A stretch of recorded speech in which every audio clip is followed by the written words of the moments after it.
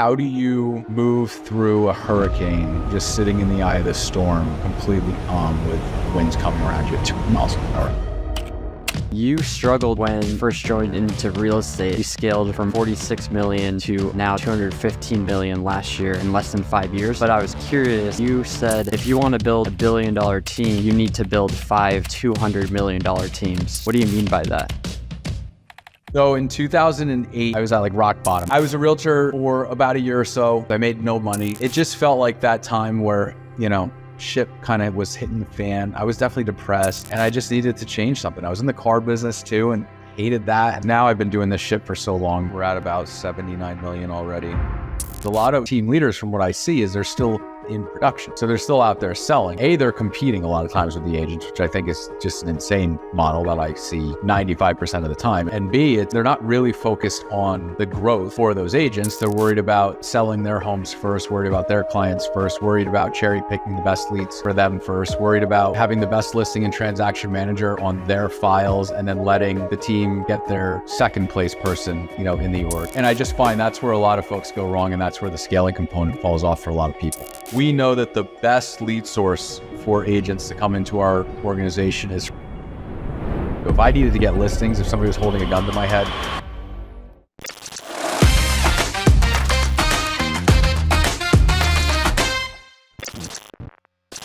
You struggled when you first joined into real estate, and then you scaled from 46 million to now 215 million last year in less than 5 years. But I was curious because you said if you want to build $1 billion team, you need to build 5 $200 million teams. What do you mean by that? Yeah, so when we had kind of stalled, I don't want to say we stalled out, but we were a $200 million team, $200 million organization, and this was in 2021, and we started to realize that, okay, the infrastructure within what we have, we just basically need to 4x that or 5x that. So it's like, a certain level of leadership, director of sales, we call them pod leaders, with the director of sales on top of that, and then having the right accountability around that with the agents. And that's really, I feel like a lot of folks struggle to, look and compartmentalize and chunk things down like that. And that's why we see, a lot of smaller teams have issues scaling.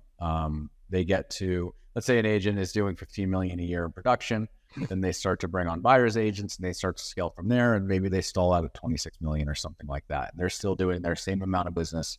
But they haven't tried to duplicate the system of what's working. And that's really all this is. It's stamping. It's like a militant mindset where it's, we're going through boot camp with, this person leading these 10 folks. And then from there, they graduate to that. And then another 10 come in and go through that same process. We try to follow a militant style as much as possible. So when you kind of look at your organization and then just duplicating that into a second pod per se, what does that pod have to look like? What are the pieces that have to be in place? Maybe what are the people? I'm sure you already have a lot of the processes and stuff, but what do you need to build out to duplicate? Yeah, I mean, we're an attorney state here in New Jersey, so we do listing and transaction managers. We know that, a transaction manager can handle, say 30 to 60, depending on which one, but 30 to 60 pending files kind of closing through each month. So we have those as metrics of, okay, how many folks do we need to hire in order to support the growth and whatnot around that. We also know that one person can effectively lead and manage 8 to 12 people.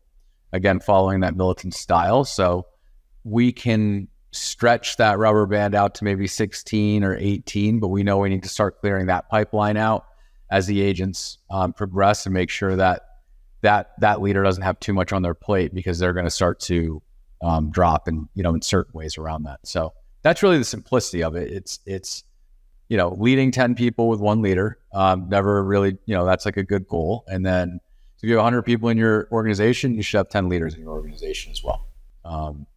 But that's where people fall off. And the other problem too is a lot of team leaders, from what I see, is they're still in production.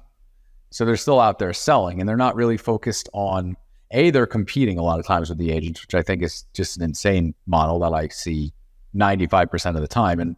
And B, it's they're not really focused on the growth for those agents. They're worried about selling their homes first, worried about their clients first, worried about cherry picking the best leads for them first, worried about having the best listing and transaction manager on their files, and then letting the team, get their second place person, in the org.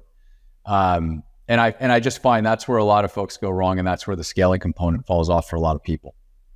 So I know it's kind of a loaded question, but what are if we had to look at the 1 to maybe 3 dominoes that really move the needle for a leader moving out of production, what would that kind of be?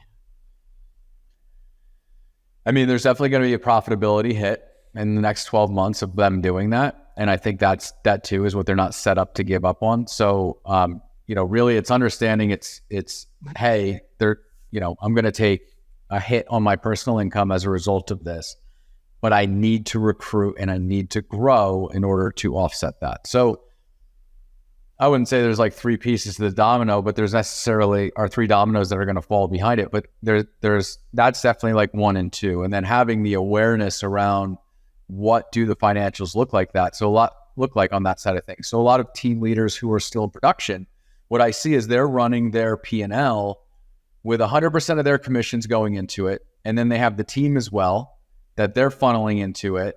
And they're bringing in $2 million in GCI, and at the end of it, they're netting $600,000. They make up $800,000 of that. Their business costs $200 to run, and they actually lose the rest on the team. So in that scenario, they're not even profitable on their team. There's actually no point to even have the team. They're really just like an overflow valve, and they're actually just a lot of conversation and chaos around, what it is they're trying to do. But let's say they were profitable on the team and they were making $100,000 a year off of the team, or $400,000. And the idea is I need to get to $800,000 in income. We'd look at it and say, okay, great. We're going to take you out of production, which is going to bring another $200,000 in income versus your, $800 that you were bringing in because you're referring it out now. We basically need to make up that delta between the team, that 200, and whatever it is you need to earn. And the simplicity of it is it's agents. Now, where I find a lot of folks also run into problems is they take new agents. Like, new agents are really easy to recruit. They're probably the easiest. And honestly, what's interesting too is a lot of times we just had this happen. Somebody was shopping. It was a new agent that was shopping around and meeting with like 10 different teams of what the best team is that they're going to go on, and taking all these team leaders' times. And then this team leader I was speaking with was like, I didn't even get the agent, and I thought I did really well. I thought I had a really good opportunity for him. And they still went somewhere else. And he's like, it's crazy we're even putting time into somebody who's probably, 9.5 out of 10 times is going to fail specifically in this market. So for us, we very, very rarely take new agents as well. We look for, our model is we look for, the killers out there. We look for people who are really producing already, at least 3 million, 5 million, 6 million. And we're in the process of merging $80 million teams into the whole organization right now for that same reason that we spoke about earlier. Yeah, because I'm sure it's kind of the whole acqui-hire scenario. It's like, why go after a few when you can go after a bigger chunk, and that helps you kind of grow faster at the level that you're at. You grow faster, but it's definitely a bandwidth thing too, though. We can only, we'll onboard a larger team and then take a deep breath after 6 weeks or something. And then we can get ready to go do another one. Because there's definitely a lot of landing the airplane and whatnot, and making sure that, we're figuring out how to get everything to work well with the way that they're used to working and the way that we work. And there's more work with it. Whereas, we can bring in a $10 million a year agent, single agent, and they're just boom, right into the system. And for us, our stuff is so dialed in with transaction and management and coaching and all of that, that they're just like, this is fantastic. This is easy. So that's what we want. So I want to talk about the onboarding, the managing, the retaining, because all of those pieces, making the agent successful, is ultimately the retention part that's the most important piece, because that's why they stick around. It's why they stay with you and not go to someone else. But I'm sure some people are curious, like, what are the ways that you recruit agents? Like, what do you find most effective for you? Yeah, so we're really systemized. We have it set up where, the agents on our team, well, let me rewind. We know that the best lead source for agents to come into our organization is from other agents within our organization. So we've made it very simple for them to grow. We're all EXP agents, so we made it very simple for them to grow at EXP as well. So it's literally they fill out a job. Well, we use JotForm, but FormStack, Google Forms, whatever. That's all synced in through Zapier on the back end. So they're just filling out a little bit about the agent, and then from there, that zaps into our CRM, follow-up boss. It hits our director of growth. They're tagged as a collaborator, so they can see the status of what's happening. And then the growth team goes in and starts having conversations around getting them into our umbrella. The nice thing is once they're raising their hand and saying yes, and they come into our world, then they're going through a 2-week boot camp, which we're also, so there's multiple things where we don't make it easy to join our team.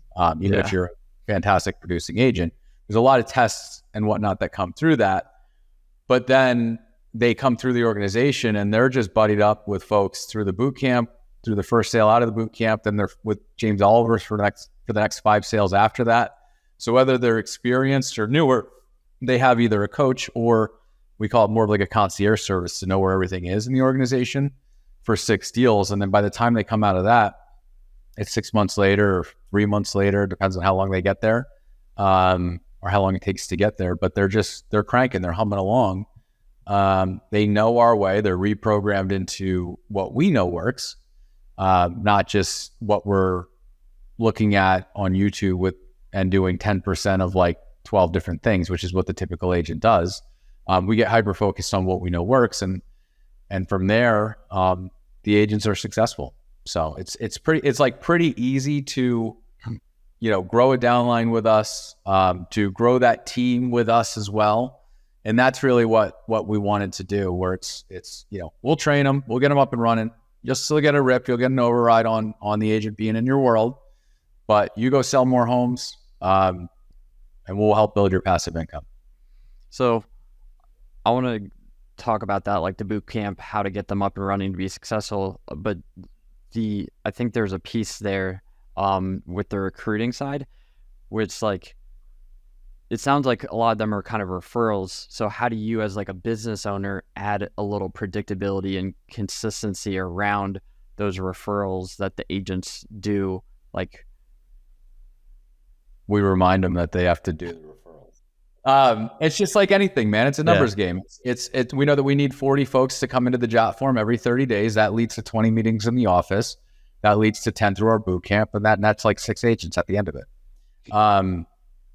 If we're low on, let's say we're through the 19th right now, and our next boot camp I think is May 12th or May 13th off the top of my head, and we know that our agent count's not huge for that, we're reaching out to the team and hammering it down and saying like, what do we need? How do, guys, reach out to your friends, family, all of that stuff. And we have our growth partners that really care more about the agent attraction side of things. And they're in a private, text group that there's like 12 of us, and we text multiple times per day with scenarios on, hey, I'm trying to get this agent from Remax, but here's the objection. How would you handle this? And, coaching as a group through that to get a beneficial outcome. Okay, nice. So looking at the boot camp, then what are the systems that you've kind of built to make sure that they're successful? Yeah, so day one is more of an orientation. It's an overview of like what our tech stack looks like. We're a heavy prospecting based team. So what is a Mojo triple line dialer? How do I get my phone numbers? We also have 280,000 people in our database at this point. So there's so many people just sitting in ponds. How do I get to a pond? What is a pond? What's the script I say to somebody that's like a 3-year-old Zillow lead? And we train heavily for those 2 weeks too. Once you come out of that 1-day orientation, we train heavily around sphere of influence. So regardless of how large we are or will become, we found that 40 to 50% of everything we do is past client center of influence, which to me is lower than what I want it to be. So I mean, we were bringing people into the boot camp and really hammering in Sphere where for 2 weeks, that's all they could do. And we found that that was a little too aggressive. So we've scaled that back. And now there's other verticals, other lead levers that they're allowed to incorporate in that. But yeah, it's a focus of, it's understanding everything. It's taking daily action. It's counting your contacts. Jen Schiff, who's our COO, she has this like daily checklist that they have to run through. We have printed out booklets and stuff like that, again, we really simplify it, but it's, from posting 2 stories a day on social media and commenting on 5 people's, congratulations on the baby or something, like just like using things to break open the algorithm on Instagram and Facebook, along with making their contacts every single day. So it's kind of like a mix of like giving them a digital prospecting like method through like social and stuff, and then kind of like that physical traditional like text, phone calls, meetings, kind of mix of both. Yeah, we're all phone calls for your first 15 contacts a day. That's pick up the phone. You have conversations that way, or in-person counts too. But I find it, people get distracted when they really focus on in-person stuff and you're gambling a little bit. I'd rather they get their contacts by picking up the phone, calling people. And then the rest of the day, you move through the rest of the checklist items. So, and then at the end of the day, David Finale, he's our growth manager. He's the one running that boot camp. You have to report back with the numbers and stuff and what you're doing and send a screenshot of your sheet. We had somebody that either quit or got fired out of the, the boot camp day 2 this last time around because they didn't want to call their Sphere. And we're like, that's fine. You're not for us. What's that conversation kind of look like, calling their Sphere? Is it just like, hey, I got into real estate, or like, well, their experience, so it's not that. So yeah, for us, we find it's more like neglected folks that they haven't called through in a very long time or ever that they actually still know. So it's about building their Sphere. It's identifying 200 people that they, want to be in conversation with around real estate. You don't need massive lists too, either, just so everybody who's watching is aware. It doesn't have to be this gigantic thing. But moving through that, it's, hey, it's Brett Sikora. It's been a while. I just want to give you a shout. See how everything's going over at 123 Main Street. Or are you still living in Randolph? Do you still live in Morristown? Kind of getting into conversation. I saw you on Facebook. I saw you had 2 kids. How have things been going? Blah, blah, blah, blah. We don't go into the sphere of influence conversations around real estate. So, and I used to be the Mike Ferry way, where it was very scripted. Hey, this is a business call. Do you have a minute? I just want to reach out to see who is looking to transact in the next 7 days. We don't do that. We're more, and I have done that in the past, and that works too. But we're more like inviting folks to events. We have April 28th, we're, one of the big sponsors at Hoboken Mutts Fest right outside of New York City. So that's like a cool event to bring the family to. And June 22nd, we have a 5K for infertility, raising money for infertility. So like, that's a very easy thing to call Sphere about, raising money, come out, say hi. So we'll do stuff like that a lot of times too. And that just makes it very, I don't know, if you can't call your Sphere to invite them to come out for a run for $22 that raises money for infertility for families that cannot have babies and research, that's just insane to me. So you shouldn't be in the business if you can't make a phone call that freaking easy. So what I hear, there's a little personalization on the front end, like, hey, I just saw X, Y, and Z. And then the back end of the conversation's like, by the way, we have this X, Y, or Z thing. Would love to kind of see you there. Yeah.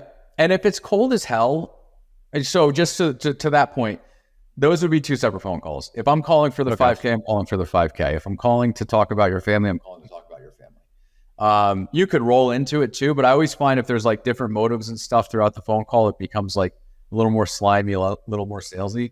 Your phone call could literally be as simple to like, hey, and I use that as an example. Hey, Hank Bona was a pool company I worked for. Hey, Hank, it's been a while. I know I worked with you when I was 14 years old, and I know you put a lot of pools in throughout Morris County where we do a lot of business. I'm a local real estate agent. Are you still in the pool business? And then just start going into because like you can work off of that in a certain way as well. And that was one of the phone calls I made when I was 21 years old when I first started. Okay, nice. And So the reason I ask is like, let's say I know this team, they're doing like 100 to 200 million. The market's kind of down and they're saying, I need to get listings for my agents. Like, what do we need to do to get more listings or get more deals right now?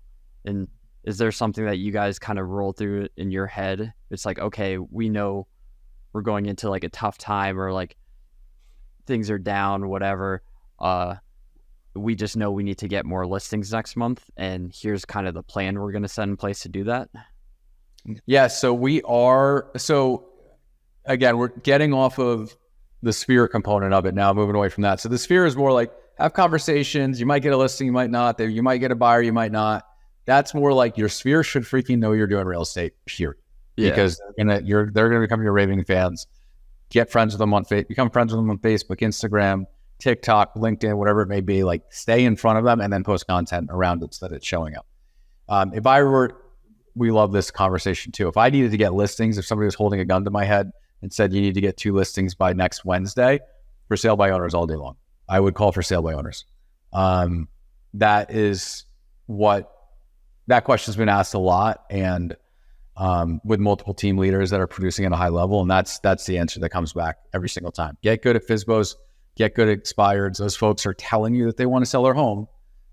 You just have to make sure that you're the decision that they make, when it comes to the realtor that they want to work with for it. So that's low hanging fruit. We're big on circle prospecting as well. Circle prospecting right now, if you're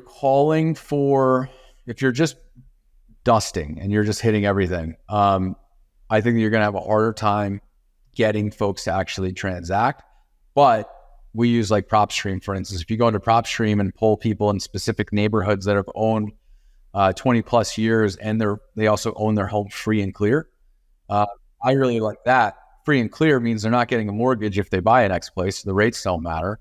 A lot of times if they own for 20 plus years, it means they're probably going to be downsized. Like focus on $1 million, in our area, like $1 million+ properties with 4,000, 5,000 plus square feet that have owned for a while. That person, I'm telling you, knows the market is screaming and has talked a lot about transacting and getting out of that large home because their kids are off to college or 20s, 30s. Yeah. That's so big. Like the downsizing market in the next like 5 to 10 years is just that silver tsunami that people talk about. Silver tsunami. I haven't heard that yet. I'm going to use that. Yeah, it's something like the news or other things, and people have been using it like marketing as well. So, Are you just hitting those people like with phone calls, or are you hitting them through mail, email, video? Like, what's that kind of look like?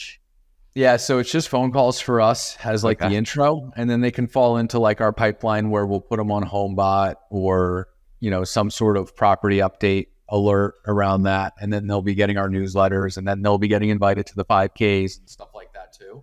Okay. We do video, like when we launched, we had Zillow Listing Showcase. We were one of the first ones to get on the Showcase platform, so we did a video out to every potential seller around. Oh, look at that. Every potential seller around that was thinking about selling around the new platform that we had to enhance their listing and enhance exposure. So we'll tie video into it as well. We also use BombBomb and Loom too. So the agents, we recommend doing screen caps around sending data or information with a video or something too to those folks. But you need an email and stuff in order to get to that. So it starts with a phone call. If they want to give you an email for property update alerts, we can do that, and then they're kind of in our system, and we just start, hitting them from all angles. I'm not a big direct mail person. I never have been. I think that there's a lot of money wasted there, and I think that that's just a reason why folks would not want to pick up the phone and have conversations with buyers and sellers. Another thing that we do too, to get listings, which is a hybrid or a spinoff a little bit of this, is within the team or within your brokerage, whatever it may be, find out somebody that needs to buy a property in a price point that you actually want to sell in, somebody who's missed out on other properties before, and then call specific homeowners around that. If they've lost out on 123 Main Street, call 125 Main Street, 127 Main Street, 129 Main Street, and start going down the road saying there were 16 offers on this property and we have a buyer specifically interested in living on Main Street in this style home. If you'd ever consider selling, doing a quick off-market deal, let me know. There's a lot of deals happening that way right now. Yeah, like it's kind of like the we have a buyer, like I have a buyer type campaign strategy. So if I heard you correctly, so what you do is you look at like FSBO expired, use kind of like prop stream to be a little more targeted. Then the agents are kind of doing like the dials to talk to the homeowners. They're trying to get their email to either put them on like a property alert or HomeBot. And then that's where it starts to all really kind of go from there, because they got on the newsletter, you start to invite them to events, and there's kind of a lot more downstream from there. Yeah, you'd be amazed how many sellers engage with like HomeBot, or Fellows, another one that's really good right now. But yeah, they want to know, they want to play around on a website and find out like what would happen if I refied, what if I put a line of credit out, or what if I paid down more debt here, or what if I did this. It's like they're playing around with equity to kind of see what it is they're willing to do with that property.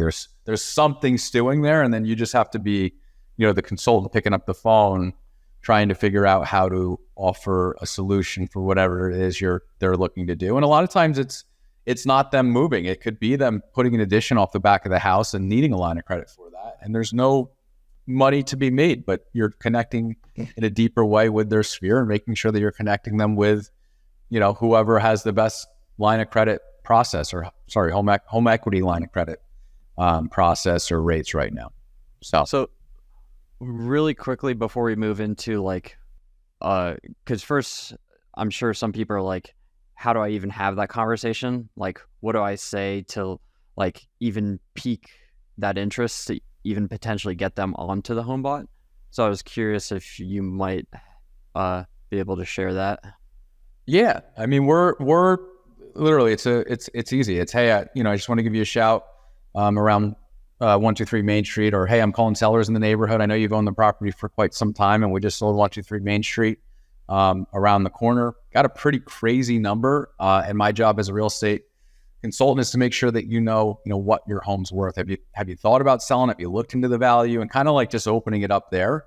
They're gonna say, no, I'm not interested at all. And great, do you plan on purchasing more properties in the area? Would you ever consider renting this? Like they're gonna give you things that you just have to spin off of that and get into the next conversation. But at the end of the day, if you open up in the right way, where it's like, listen, buyers are paying crazy amounts of money right now for homes, and I know that from what you're seeing on Zillow and whatnot, your home is worth probably more than you ever thought it would be worth. This is our market specifically, which I know like Texas and some other areas have softened quite a bit, but ours is still screaming in New Jersey. And then from there, just saying like, I know that because we sell so many homes, we're in another uptick right now too. So what I can do is keep you updated with what's going on as far as property values, because even appraisers, they're getting lagged like 60, 90 days out data from stuff that's stuff that's happening right now is closing July 20th. So I want to make sure that I'm telling you, if we broke a record in your neighborhood and it's pending at that number, that you're getting that information from me and not waiting till July for the public to receive it. And just some people might say, like, as an agent, the agents are all doing this. It's not like any leverage through like a VA, through a like admin operations person. It's just agents doing these reach outs, correct? Yeah. If it worked through VAs, and I'd have 400 VAs calling for me all day long, and I'd have no agents. It doesn't work. I've tried it. I've thrown money at things. It'll work a little bit. Nothing beats an agent calling that actually is scripted. We even have, we have 3 US ISAs too that call their inside and outside. They're fantastic, but there's still something that gets lost in that handoff. There's a lot of times there's a sale to be made in that live call. And if you're really listening and you're really moving it in the right way, you'll get it. And we've seen it where so for instance, we're 1 of 5 in the state of New Jersey that's on the Zillow seller platform. Those are like live handoffs that are coming over. Yep. A lot of times, if you don't get it on the live handoff, you don't ever get that person on the phone again. So that's a handoff break, which is why they do the live transfers. Same with Zillow Flex, live transfers with somebody actually on the phone. So ISA is if you're good, you have a system where it's live transfers, follow-up boss lets you do it. We have it set up that way where we can do it. But the ISAs for us are an extension of the agents and the agent's activity to help them with nurture, to help them go hunt, but they have to be hunting as well. Nice. And we've mentioned a lot of tech. What is the tech stack? Obviously, your tech stack is going to look way different than someone at like 30, 50 million. They're not going to have all the components, but like you have CRM, follow-up boss, you mentioned HomeBot, you mentioned like HighFellow. Do you think are some essentials maybe at the lower level, and then the higher level, there's probably like training tech stacks, communication tech stack, and stuff like that? Yeah, we have, so we're FUB. We have 3 websites connected to it. We have a Boomtown website, which we've been trying to get off of. I don't recommend Boomtown. We have YLOPO, which I think that they're good enough. I think they're the best for teams and stuff like that. And then we have Luxury Presence as well, which is the best looking website in my opinion. Okay. If you go to LUXEalign.com, luxalign.com, that's our Luxury Presence website. It's beautiful, but it's clunky. It doesn't function well with teams. If I were an individual agent, I'd probably be on Luxury Presence only. We haven't been able to really get it, out for the whole team because it just doesn't operate well with team accounts, whereas YLOPO does. I think everybody should be on Follow Up Boss. I think that that's the best CRM hands down. I've tried a lot of different ones. We cannot break Follow Up Boss. They are a really steady piece of tech that's always operating well with no blackouts. That's kind of like the base of it. I think as an agent kind of starting out too, we use Espresso leads is where we get our expired Visbo data from. RedX is fine. Vulcan has a single line dialer built into it and gives you the numbers. Follow Up Boss has a single line dialer built into it as well. We also have Mojo. Those are our triple line dialers. But it's not. We don't have a ton of tech. Like it's not a crazy. We have things Zap like where they're connected, and we have like our data studio, which you'll hear people talk about. Sisu, we're built in Google Data Studio, so we own it. Okay.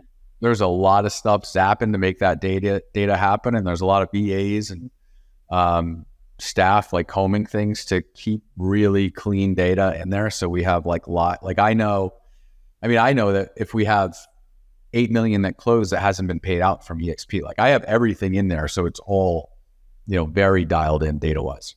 So first, before going into Data Studio, from the website, I'm guessing like Luxury Presence, the brand, it very like clean for the brand look and everything, and then YLOPO is like for the lead gen. It's for like keeping up with the buyer leads and putting them on something. Yeah, so we're more SEO on the Luxury Presence one. YLOPO is the more paid spend. Yeah. Okay, nice. And so then moving into like the Google Data Studio, when you're looking at that, I'm guessing you didn't. So do you use Sisu, or is it you built it all out in Google Data Studio? We tried CTE first, which is a good one. Like if you actually put your numbers in, but when we were on that program, you couldn't. It couldn't connect anything. It probably does now, but we were reliant on the agents actually putting their numbers in at the end of the day, so that was tough. So we went to Sisu. We tried that for 13 months. We never got the data stable. Threw 13 grand down the drain or whatever, and then pulled off of that and then built a custom data studio in Google. So I own the studio, but probably cost me. I would just if I'm guessing, it's probably $3,000 a month in staffing just to keep it up to date because there's so much that goes into it. Probably more than that. Probably costs more than that. But yeah, there's a lot of moving parts in our whole, operation around that. But I would say as an agent, you have, whether you're single or small team, you have to track the data. You have to know the numbers. You have to know what's coming through, what's closing this week. Even more lead indicators of like appointments set and contacts made, it all has to be put somewhere. So that kind of ties into like you talk about like some of the big things that as a leader you have to accountability and analytics. Like those are two kind of big pieces. Can you talk about how you manage both and how a leader can kind of manage both at a high level? Yeah.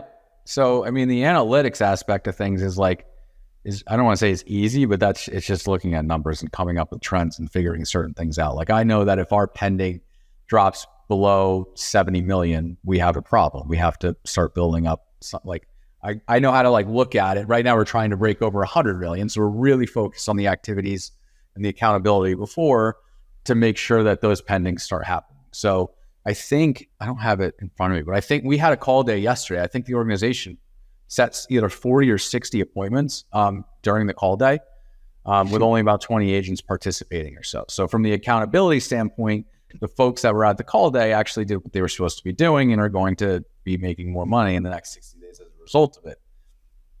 I probably only had 15 or 20% of the team at that.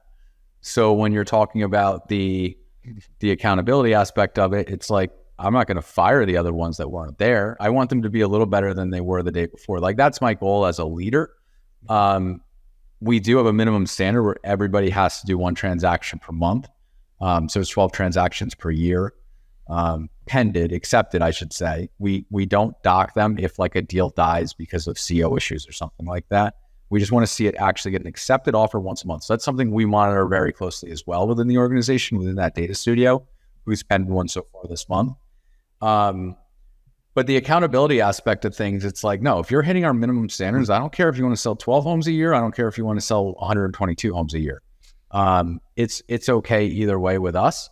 We just don't want you to sell 11, So, yeah, and I've heard you say it's like, don't try to like force someone to like cold call who likes doing open houses. It's kind of like figuring out what do they want to do, build kind of the goals around that, rather than trying to fit a square in what's the saying? I know what you mean. Square round hole, yeah. Square pegging in a round hole. Pegging in round holes. No, that's exactly it though. And I was a perfect example of that. Like, I don't like locking myself in a room and calling for 8 hours a day. I get like hives by it, doing it. I can do it and I have done it. It's not my favorite thing to do. I like to be like belly to belly with folks, through, like, I'm a sphere of influence. I don't want to say master, but like, I'm like, go get me, I'll join a gym and I'll sell 42 homes because I joined a gym, like, get me in front of people. Now for me, like, I've been doing more like up on stage stuff, and then I'm meeting with people after the events and stuff. And that's also too a good like recruiting thing. Mm-hmm. But, for the agents, we want to make sure that, we're empowering them in a way that, at the end of the day, because you're going to burn out eventually. You're going, like, some people can make it, further than the others when it comes to that. And I was always pretty gritty with it, but at some point it's not going to work. And at that point, the people sometimes just leave the industry altogether. Or they stop making money. So we found that, like, cool, if you're going to do open houses, if you like that, let's be really, really good at open houses. If you're going to do internet leads, let's be really, really good at internet leads. At the end of the day, you need to be having those conversations with a lot of folks. And I find that, an open house is not a predictable way to, like, nobody could come to the open house. So we can't control the traffic necessarily that comes through. If you're prospecting before you go to it, you start to increase odds and stuff like that. But I think the easiest way to dominate open houses is to be doing 8 open houses a month. That's it, with a follow-up plan like no other, with music playing when people walk in, Fiji water bottles, like making it like a little bit different. Because we have girls on our team and guys on our team that, no, it's really only girls. We have girls on our team that really they do special open houses that, like, when you walk in, you're like, this is cool. It smells good. It's like whole setup, tons of like papers and stacks about the town, and everything's like really dialed in, that they get listings in the neighborhood just because the people walk in and are like, I want my open house to look like that. Yeah. So it sounds like because of the unpredictability of the open house, you're saying, okay, to combat that, we're going to have kind of like a front end and a back end where it's like you're going to kind of circle prospect the neighborhood before and maybe after, and then follow up.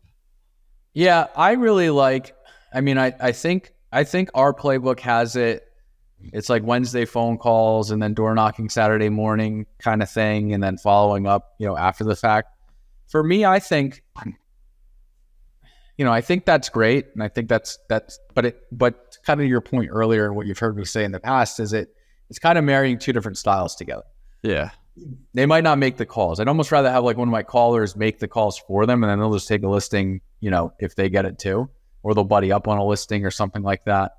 But really, what I think is probably the most valuable is doing, let's say the open house is 1 to 3, doing neighbors only 12 to 1 with mimosas and bagels, and then door knocking the neighborhood, from 10:30 to 11:30, saying, hey, here's a printout for 123 Main Street. Part of my marketing plan is I told the neighbors when we listed this property that I'd knock on the 50 closest stores and invite them and do a neighbors only, brunch. So from 12 to 1, a lot of mimosas, bagels, that sort of thing. Would love to have you come stop by. And if you know any friends or family that are looking to buy, like specifically in this neighborhood, let us know too, because we do know that happens a lot of times, which is why we did it as the marketing plan. And then what's going to happen with that is, again, if you do that 8 times a month, it's like that could be your only lead lever. You're going to win. Yeah. The problem is the agents don't do it. It's all, it's so simple. I tell people, don't work Monday through Friday, only work Saturday and Sunday for like 5 hours a day, 10 hours a week.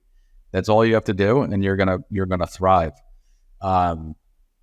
But yeah, it's that simple, and you could just go in and absolutely dominate a neighborhood. And if the person's interested in the value of that home, they start asking questions. A lot of times they're considering selling. They'll ask you to come in. It's pretty easy. It's just all no. And then you'll see like that person's thinking about selling. It's a different conversation that happens at that door. And they'll ask if you can come back after the open house and tell them what you think it's going to be worth, or you could tell them that. But it's pretty simple. Yeah, it's funny. It's like when you boil everything down, like it's like losing weight. Like losing weight's simple. Like sales is simple. You just kind of do the things, and the hard thing is the motivation, accountability, keeping it up long enough, mastering the skill, doing it for a long enough time, all kind of the basics. But so talking about the open houses is like what you said is like you kind of marry what made sense, where it's like the person does the open house, they'll door knock. I'll have the people who like calling the neighborhood. So it kind of keeps people a little bit in the lanes that they prefer to stay in a little bit. Yeah. And I really think the person who's doing the open house should be making the phone calls too, or the person who has a listing should be making the phone calls, because we're not calling. There's not, one of the let's say Dan Spitz is a prospector. He's not going to prospect around your listing or around the open house that you're doing just to hand you a listing. He's going to go take the listing. So it's like, you're not, they're using that data, which you can use anybody's within your own brokerage as well, and just call and say, hey, my office has a listing at 123 Main Street. It doesn't have to be your own listing. You can call around that. But it becomes their listing. So it doesn't make sense to me why an agent wouldn't want to be the one calling. But, people get busy on things that aren't actually important, and everything's an emergency, even though it's not. That's the awareness that holds a lot of folks back. So we kind of talked about a lot, and there's a few things kind of in my mind. Like if someone is a $50 million team, $100 million team, and they're kind of like asking themselves the question of like, you have this open house playbook, you have this expired playbook, like how can I build out these playbooks? And then, maybe start there. It's like, did you just kind of build them out? Did you find the right other people to start to build those playbooks? Like, how did that all start to come together? Yeah, so I was always on the coaching side of things with either Mike Ferry or Tom Ferry. So I would use a lot of their playbooks. When I was smaller, everybody should have a coach. I don't personally have one right now, but Jen Schiff, who's our COO, she owns Manifest Coaching as well. So like she's based. I always joke, I'm like, I just do whatever Jen tells me to do. But she really is, she's a rock star in that aspect of things. But having a coach and being able to tap into those resources and really sticking with a plan, like you could ask, let's say if you're in the Tom Ferry ecosystem, go into the Tom Ferry ecosystem and ask, who can I see people, like 3 people's open house playbooks? Like, be curious. They're going to share them with you, and then make your own from that. But like, do something, have something. If you're going to be training agents, or if you're going to be a better version of yourself, have some sort of, even our listing presentation, it's a canned presentation. We present it in the same way every single time.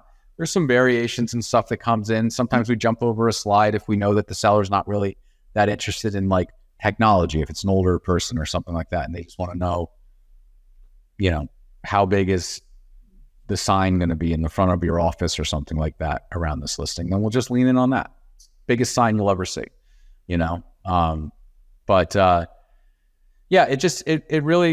it just depends. It would be tapping into the resources. I mean, honestly, dude, everything's on YouTube now too. Like, I could Google right now, open house playbook, and yeah, Tom Ferry, the ultimate open house playbook, flip HTMLS open house playbook, 30 pages long, like the whole thing came up with it. So, it's out there. There's no excuse is my point. It's like, if you want to do it, but I would figure out, like, we have 17 different lead sources, which is 8. I'm not going to go through all of them. Aged expired, for sale by owners, probate, sphere of influence, past clients, like, to kind of name a few, and have playbooks for all of them. For us, what we did was we tasked our leadership that I spoke about earlier on.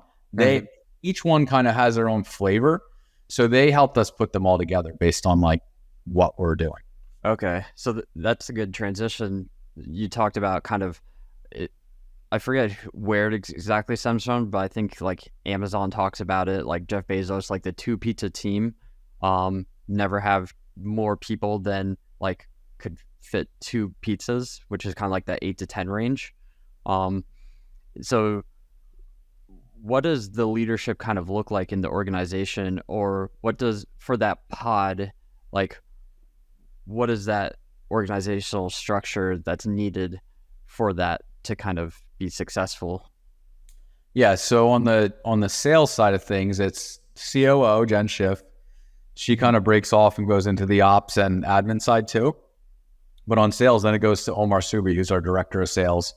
Dave Finale is our growth manager. James Oliver is basically new agent onboarding, or newer agents the onboarding to the organization. He's bringing them through for their first 5 sales. And then we have like Dan Spitz. He runs Captivate out in Chicago. He's kind of like, our org is a little smaller in Chicago. We try to use as much as we can from New Jersey over there, but it's 1,000 miles away or whatever. So 800 miles away. So you gotta get a little creative. So Dan wears a decent amount of hats. Tony Angelos supports him over there too. Tony's kind of like what we have 3 people for in New Jersey. Tony and Dan, each take up 3 jobs. So, okay. So it's kind of compressed down there, but that too is like with the growth, a lot of people are going to wear a lot of different hats. And now it's specifically Dave Finale only does boot camps and their first transaction. And that's it. Boot camp, first transaction. It just resets once a month.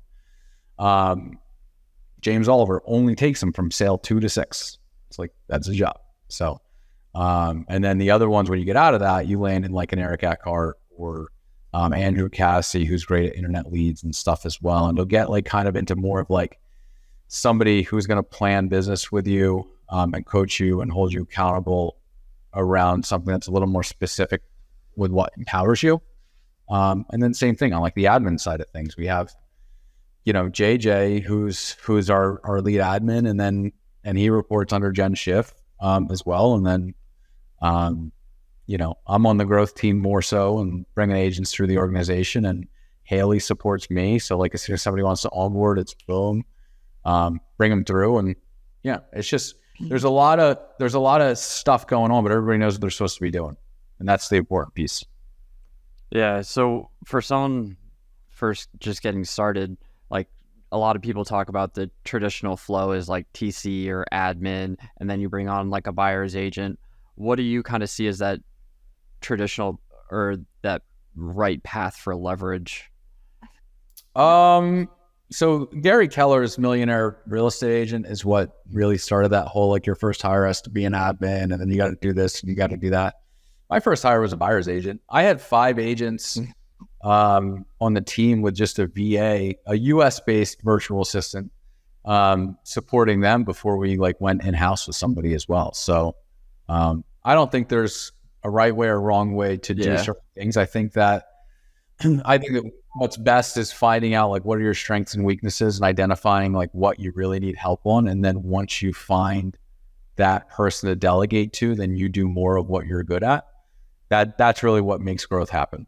So if you look at me, if you look at, like I was KW prior to EXP. So you look at my KPA, it says I'll be a really good transaction coordinator. That's my top thing on there. Team leader is the lowest. So it's funny to like look at that, because if I had followed the KW model, I'd be a really good transaction coordinator on somebody's team right now. But it turns out I'm a pretty good team leader. And the reason why I'm a good team leader is because I can see a million things going on at once, and it's not chaos to me. And that's like, it's like, I'm essentially a transaction coordinator, but for 70 agents, not doing any paperwork. I'm just juggling agents.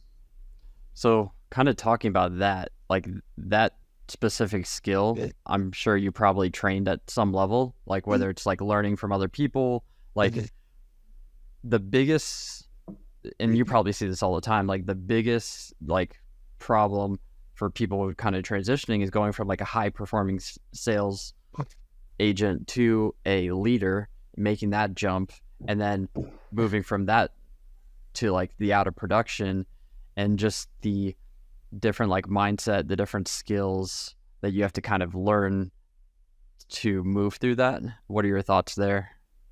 Yeah. So really for me, it started with, you have to be to be a realtor, you have to be a great salesperson. That's the journey. And you're reading a lot of books around like fanatical prospecting is one of my favorites. The Go Givers, fantastic as well. Yeah. And then you start to go into, as you start to grow a team, you go into small business. So then you're a small business owner, you're still in production, you're still the one kind of selling it and doing this, very involved in a lot of, the day-to-day. There's a closing one. Okay, we're good.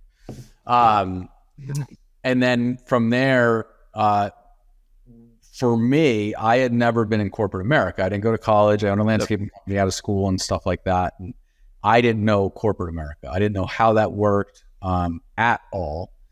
And that was something that I really had to study there. So like you talk about the mindset's like making the decision on whether or not are you committed to this, or you actually going to do this. Mm-hmm. It's funny. I saw Nikki, I can't think of her last name right now, but she posted something earlier on John Cheplack's thing. And she said, one of my favorite questions is, how long are you willing to do this? Or how long are you willing to try this before you give up? And if they give you an answer, they're not going to do it.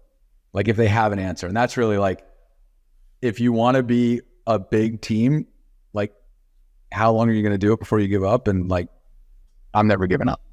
I'm running through this. So corporate, I've really learned a lot. That's the militant structure. That's the HR department, like having all that crap. And it's just totally different animal where, with small business, you start to learn about P&Ls and stuff like that too, but really they all suck at it. And all the small businesses outside of real estate, you'd probably suck at their P&Ls too. They're probably not keeping up with their books throughout the year. They're not doing, that sort of thing. Like there's so much more when you get into like more of that corporate setting where like every Wednesday we're going through the books, we're looking at profitability, we're looking at, projections and how we're scaling. We're looking at, what did the agents do 7 days before? That's like a huge lead indicator to see what the income is going to look like in September, So just honestly, like something as simple as this, we look and track at who logged into Follow-Up Boss that day. That's funny. Because like if you don't log into Follow-Up Boss for 3 days in a row, I know my leads are neglected. I know there's something wrong with your head before you even know there's something wrong with your head. And we're going to start loving on that person to figure out what we need to do to get them back on track. So it's like, essentially you're just making time to like every single week, which it sounds like for you is Wednesday, to look at, okay, what are the numbers? What's the P&L kind of look like? And then let's forecast looking forward. And it's just giving that focused time to look at the business from a kind of like a 30,000 foot view. 100%. Yeah. Wednesday is our leadership day. So we do sales, ops, growth, admin. It's all the leaders are getting together on that day. Nice. Yeah. Cause one of the biggest things that like I was kind of taught and told is that like at a certain level, like you reach this point and then it's like, okay, your clients are no longer the important people in your business. It's now your team. And it's like, and you look at your priorities, look at where you spend your money, spend your time. Are you spending time and money investing back into your team? Yes or no? And that's kind of a big tell of like, at a certain point, you have to transition your time and energy and focus into your team. Right? Or what are your thoughts? Yeah, 100%, man. It's like I always say, the agents are my clients, you know? Realtors are our clients. We tell the staff that too. Like, these are our clients. We need to love on them. We need to keep them happy. They're very important.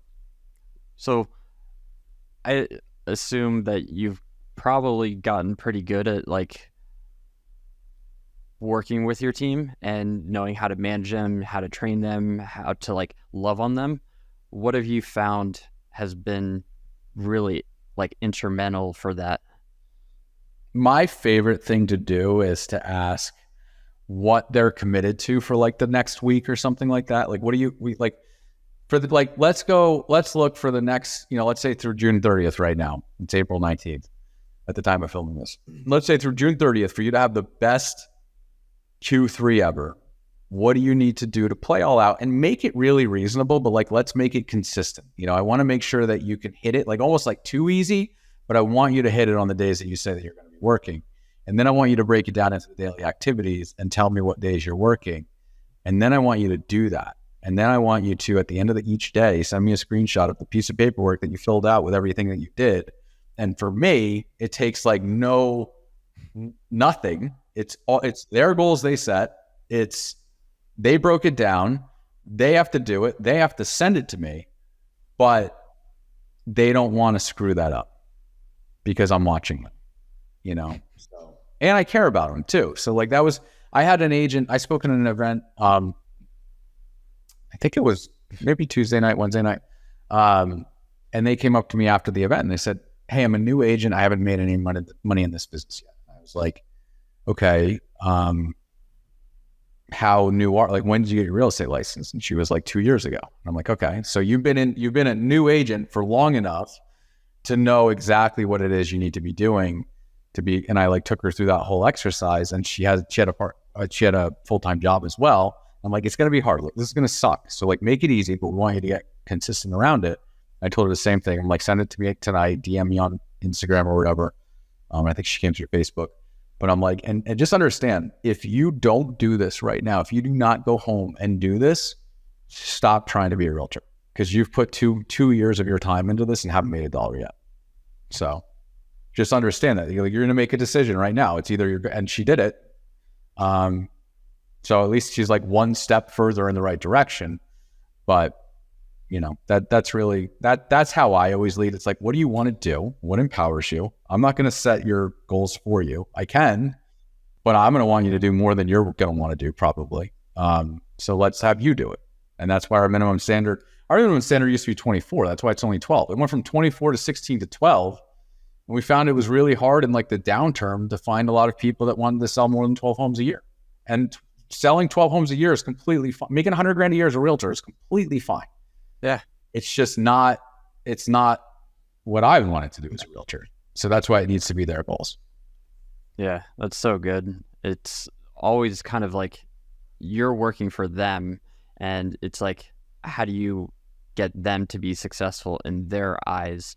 Was there like any sort of, was it a person? Like, where was kind of like some of these sources of like how you just became better as a leader? How did that kind of come about? Bill Pipes. I don't know if you do know Bill Pipes. Familiar. I don't know, but yeah. He was my coach for a number of years before he went over to Chet Black, and then I fell into like a non-compete, so I couldn't keep coaching with him because he left Tom Ferry. Which now he and I are reunited at last. But you know, Bill Pipes. And I never even heard the concept before that, but he said, you need to create leaders. He's like, you need to lead leaders. You need to create leaders. You need to, like, that's how duplication works. And we worked on it for a while. I mean, we read a lot of books, Jocko Willink, like Jocko a lot Willink. of like really hardcore, like good stuff. And that's where it came from. I mean, and honestly too, man, at the end of the day, it's like when we were at the call day yesterday, I was calling realtors because those are my clients, like we talked about, but I was standing next to them calling too, so it's like, that's our whole thing. It's like, we're in the trenches with you.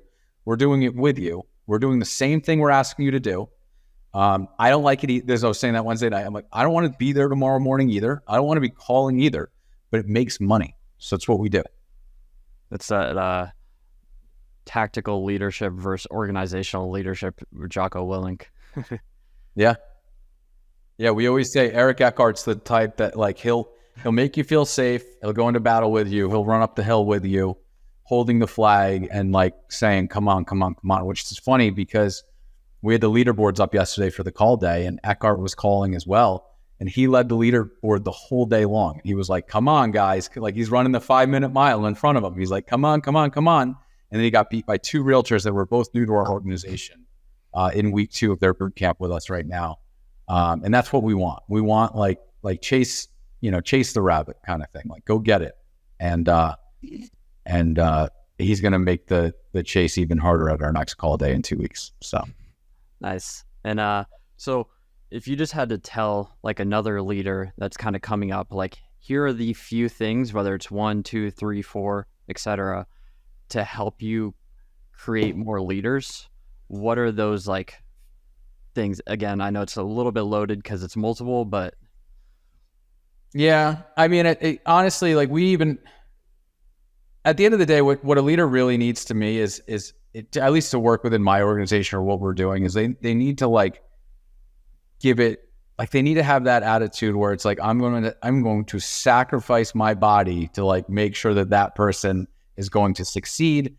And a byproduct of that is I make money great, but they're more committed to that person's success than they are about their own financials. That to me is, if you're not a leader in that way, I don't think it really works well. But you can be a leader in other ways too. You can put the money first. You can do that. It's slowly fine. But that's really, to me, it's my goal, my vision is to have 300 6-figure earners in my organization by the end of 2025. So there's a lot of rapid growth happening. We're 26 right now. So we have a lot to go. We're hitting it hard, like we're on it really hard. But I know that $100,000 a year is what a lot of realtors like. That's kind of every time I ask, they want to make $100,000 a year when they're newer or something like that. Yeah. That's like the comfort, it's like the bar. Yeah. Yeah. So we use that as the measurable, and I know that if I can get, or when I get 300 making $100,000 a year, that nothing else matters. And I haven't even calculated what that is on the back end. I'm just running towards 300 realtors earning 6 figures a year. So people, like, I don't get into the nitty gritty of like, this is the money, or this is this, or this is like, I don't care. 300, that's the number. We're going after it. Nice. That's awesome. So I was curious, why do you have a tattoo that says believe? So in 2008, I was at like rock bottom. I had failed as a real estate. Actually, I'll give you a little. There it is. I don't show it off, but I'm pretty lax today. But I was a realtor for about a year or so. I worked for Wyco Realtors. I made no money. I was at rock bottom. I had sold my landscape company prior to that, and I was dating a girl at the time. She moved to California, and we just kind of like, I don't know. It was. I had never. Dude, like through high school, like we won the state championship. I had friends. I like never really got, like, I opened a landscaping company. I sold the landscaping company. Everything was like going well. And I never really been like punched in the mouth. And it just felt like that time where, shit kind of was hitting the fan. I was definitely depressed. And I just needed to change something. I was in the car business too, and I hated that. And then that business failed October of 2008. So I went and got the tattoo, went back into real estate. And the rest is kind of history, but, yeah, man, I always bring that up. Like, I spoke at an event in March of last year, and I really, during that, speaking event, lived between like the 2007 and 2013. Like I wanted people to know the hard, gritty component of it, because now I've been doing this shit for so long that like I don't even think about a day being hard. I just put my head down and go through it. But that was time spent. So if you had one parting message speaking to yourself at that age, again, going through all of that same stuff as if someone else is going through that right now, what would you say? Really, for me, it was just being more consistent, man, and meditating and mindfulness. Like nobody talked about any of that shit back in 2008, like it didn't exist. Staying centered, I didn't even know what that meant. I didn't know what mindfulness meant, and I didn't know what staying centered meant. I thought it was like a yoga term or something. So that like really having more of a spiritual component to what it is you're doing, and really being centered through a lot of things where like, I don't know what's going on, right? Something's going on where my phone is literally exploding and started at about 2:05. I think it's around that closing, like something's blowing up, our building's on fire or something. But rather than getting pulled away and for trying to figure out, is the building actually on fire? My mindset's strong enough to stay centered and finish this, this podcast. So like, that's kind of it, man. It's having a strong mindset, and really, practicing meditation. Matthew Ferry was somebody who I coached one-on-one with for a long time and we're still business partners on certain things and very close to me and my family. But Creating Sales Velocity is a fantastic book by Matthew that brings the mindset into it. It's a short, easy read. And then they just redid it too. And then Epic Life, Quiet Mind, or Quiet Mind, Epic Life. I always get mixed up. Is another one. But that's really it. It's like, how do you move through a hurricane just sitting in the eye of the storm, completely calm with winds coming around you at 200 miles per hour? And that's like, if you can live there, you could go through anything. You can be in anything, and it's all good. Well, I want to thank you. This is awesome. I think it'd be cool to have you on when you hit 1 billion. So no, 100%, man. Yeah, I think we're blow past 1 billion. The 2 billion's the what we're looking at right now. So 1 billion, we should blow past pretty quickly, I think. Nice. So thanks. Appreciate everything. Thank you, Brett.